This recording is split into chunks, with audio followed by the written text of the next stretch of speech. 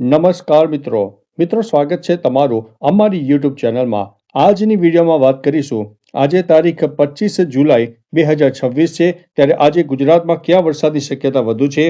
મિત્રો અત્યારે વાગી ગયા છે સાંજના 6 વાગ્યાની આસપાસનો સમય થઈ ગયો છે અને સેટેલાઇટ બેઝના માધ્યમથી તમને જણાવીશું કે ગુજરાતમાં કયા વરસાદની શક્યતા વધુ છે। પ્રથમ મિત્રો તમને મોટો અહેવાલ આપી દઈએ તો અત્યારે ઉત્તર ગુજરાત અને રાજસ્થાન સહિત પાકિસ્તાનના બોર્ડરીય વિસ્તારમાં વરસાદની સિસ્ટમ વધારે અનુકૂળ રહી છે અને જે તે વિસ્તારોમાં રેડ એલર્ટ આપી દેવામાં આવ્યું છે। મહત્વનું છે કે મિત્રો બનાસકાંઠા હોય, સાબરકાંઠા, મહેસાણા, અરવલ્લી ઉપરાંત પાટણ સહિત અનેક વિસ્તારમાં રેડ એલર્ટ આપવામાં આવ્યું છે, જેમાં 1 ઇંચથી લઈને 8 ઇંચ સુધીના વરસાદ આજે રાત્રે થઈ શકે તેવી સંભાવના છે। એટલે જે તે જિલ્લાઓમાં થોડી વધુ વોર્નિંગ છે અને ભારેથી અતિ ભારે વરસાદની સંભાવના રહેલી છે। બીજી તરફ મિત્રો ભલે સૌરાષ્ટ્રમાં તમને સિસ્ટમ ન દેખાય, પરંતુ સૌરાષ્ટ્ર અને મધ્ય ગુજરાતના પણ અનેક ભાગોમાં લો ક્લાઉડ ફોર્મેશન છે, જેના ભાગરૂપે થઈને અનેક જિલ્લામાં વહેલી સવાર સુધીમાં 1 ઇંચથી લઈને 4 ઇંચ કરતાં પણ વધારે વરસાદ થઈ શકે છે। મિત્રો આ વાત હતી આજે તારીખ 25 જુલાઈની। હવે ત્યારબાદ મિત્રો તારીખ 26 જુલાઈની આપણે વાત કરી દઈએ તો 26 જુલાઈના રોજ ક્યાં વરસાદની શક્યતા વધુ છે। તો મિત્રો લો ક્લાઉડ ફોર્મેશન અને રેન બેઝ ફોર્મેશનના માધ્યમથી તમે જોઈ શકો છો કે ઉત્તર ગુજરાત હોય, મધ્ય ગુજરાત હોય, ઉપરાંત સૌરાષ્ટ્રનો પૂર્વ તરફનો વિસ્તાર હોય, ઉપરાંત દક્ષિણ ગુજરાતના પણ અનેક ભાગોમાં વાદળછાયું વાતાવરણ, પરંતુ 1 નંબર ઉપર મિત્રો અત્યારે ઉત્તર ગુજરાત અને મધ્ય ગુજરાતને ગણીને ચાલવું અને કહી શકાય કે જે તે વિસ્તારમાં હજુ પણ આગામી 48 કલાકમાં ભારેથી અતિ ભારે વરસાદની સંભાવના રહે છે। બીજી તરફ મિત્રો અરબી સમુદ્રના ભેજવાળા પવનો પણ જોરદાર મળી રહ્યા છે અને ગુજરાત અને તેની આસપાસ વરસાદની 4 નાની મોટી સિસ્ટમો સક્રિય થઈ છે, જેમાં બંગાળની ખાડી હોય, અરબી સમુદ્ર હોય, ઉપરાંત સાયક્લોનિક સિસ્ટમો હોય, તમામ પ્રકારની જે સિસ્ટમો છે ગુજરાતને અસર કરી રહી છે। મહત્વનું છે કે જ્યારે લો ક્લાઉડ ફોર્મેશન બને મિત્રો હવામાં ભેજનું પ્રમાણ વધારે હોય અને એક કહી શકાય કે એક પવનોની દિશા પણ અગત્યની છે। એટલે ઘણા બધા એવા પરિબળો છે કે જે વરસાદ લાવવામાં અનુરૂપ હોય છે અને 4 સિસ્ટમોની તાકાત એટલી મજબૂત છે કે ગુજરાતમાં હજુ પણ આગામી 2-3 દિવસ જોરદાર વરસાદ થઈ શકે છે। પરંતુ ગત જે 2-3 દિવસમાં વરસાદ પડી ગયો તેની માત્રામાં થોડું વરસાદનું પ્રમાણ ઘટશે, પરંતુ મિત્રો ઉત્તર ગુજરાતને 1 નંબર ઉપર ગણીને ચાલજો અને મધ્ય ગુજરાતના ઉત્તર તરફના વિસ્તારો છે તેને 2 નંબર ઉપર ગણીને ચાલજો, જે તે વિસ્તારમાં હજુ પણ વરસાદની શક્યતા દેખાઈ રહી છે। ત્યારબાદ મિત્રો તારીખ 27 તારીખની વાત કરી દઈએ તો 27 તારીખે પણ કહી શકાય કે ગુજરાતના અંદાજિત 50થી લઈને 80% વિસ્તારમાં લો ક્લાઉડ ફોર્મેશન સર્જાશે, જેમાં ઉત્તર ગુજરાત, મધ્ય ગુજરાત, સૌરાષ્ટ્રનો મધ્ય અને પૂર્વ તરફનો વિસ્તાર ઉપરાંત દક્ષિણ ગુજરાતના પણ અનેક ભાગોમાં લો ક્લાઉડ ફોર્મેશનનું પ્રમાણ વધારે રહેશે। કચ્છમાં ભલે સિસ્ટમ ન દેખાય, પરંતુ કચ્છમાં પણ સામાન્ય લો ક્લાઉડ ફોર્મેશન આવી જશે અને સૌરાષ્ટ્રના પણ અનેક વિસ્તારમાં લો ક્લાઉડ ફોર્મેશન જણાશે।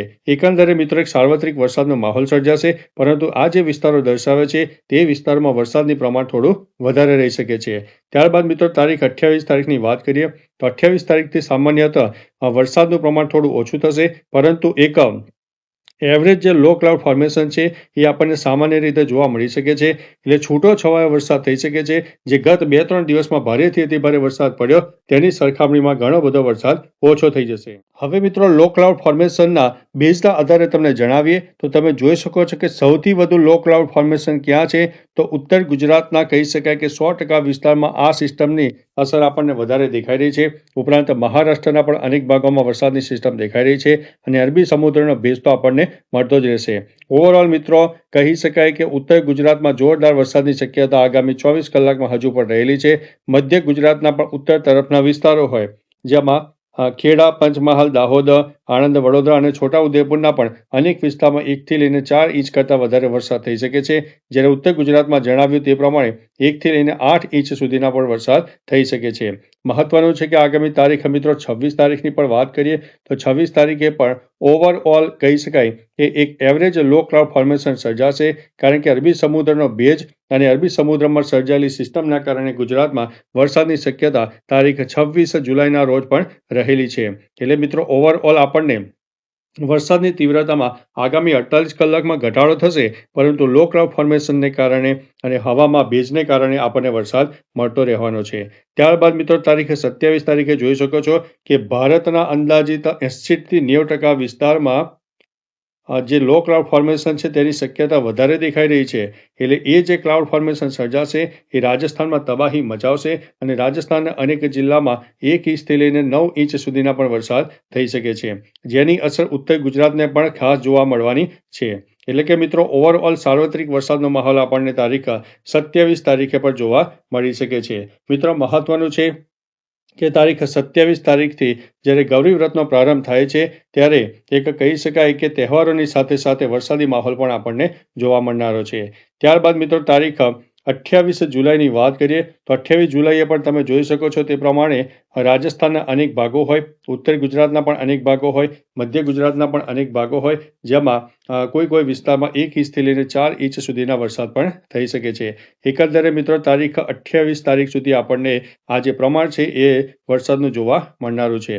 મિત્રો હવે 29 તારીખની વાત કરીએ તો 29 તારીખે પણ આપણને લો ક્લાઉડ ફોર્મેશન સર્જાશે, જેમાં રાજસ્થાન સહિત મધ્ય ભારતના અનેક ભાગો પ્રભાવિત થશે. પરંતુ આ લો ક્લાઉડ ફોર્મેશન એટલું બધું મજબૂત નહીં હોય કે જે ગુજરાતમાં ભારેથી અતિ ભારે વરસાદ આપે, એટલે વરસાદની તીવ્રતામાં નોંધપાત્ર સામાન્ય ઘટાડો થઈ શકે તેવી સંભાવના દેખાઈ રહી છે. એકંદરે મિત્રો ટૂંકુને ટચ આગામી 48 કલાક વધુ આપણે ખતરાવાળા ગણીને ચાલવાનું રહેશે. ત્યારબાદ મિત્રો તારીખ 30 તારીખની વાત કરીએ તો જે લો ક્લાઉડ ફોર્મેશન છે એ સામાન્ય રીતે થોડું ઘટી જશે, સામાન્ય ભેજનું પ્રમાણ પણ ઘટી જશે અને જે તાપમાન છે એ તાપમાનમાં સામાન્ય વધારો થઈ શકે છે, જેમાં 25થી લઈને 29-30 ડિગ્રીની આસપાસ જતું રહે તાપમાન અને થોડો આપણને બફારો અને ગરમીનો અહેસાસ પણ થઈ શકે છે. અને ત્યારબાદ મિત્રો તારીખ 31 જુલાઈની વાત કરીએ તો 31 જુલાઈએ પણ લો ક્લાઉડ ફોર્મેશન તો રહેવાનું જ છે, પરંતુ એક ભારેથી અતિ ભારે વરસાદ કચ્છ અને સૌરાષ્ટ્રમાં થોડો ઓછો જોવા મળશે, પરંતુ ઉત્તર ગુજરાત સહિત મધ્ય ગુજરાત અને દક્ષિણ ગુજરાતના અનેક ભાગોમાં છૂટોછવાયો વરસાદ પણ થઈ શકે છે. તેમ છતાં મિત્રો કઈ સિસ્ટમ નવી ને નવી અપડેટ થશે તો અમારા વિડીયોના માધ્યમથી તમને તમામ પ્રકારની માહિતી આપી દઈશું. તો ચાલો મિત્રો ફરીથી દેશ અને દુનિયાના તાજા સમાચાર અને વરસાદની નવી આગાહી લઈને મળતા રહીશું. ત્યાં સુધી અમને રજા આપશો. નમસ્તે.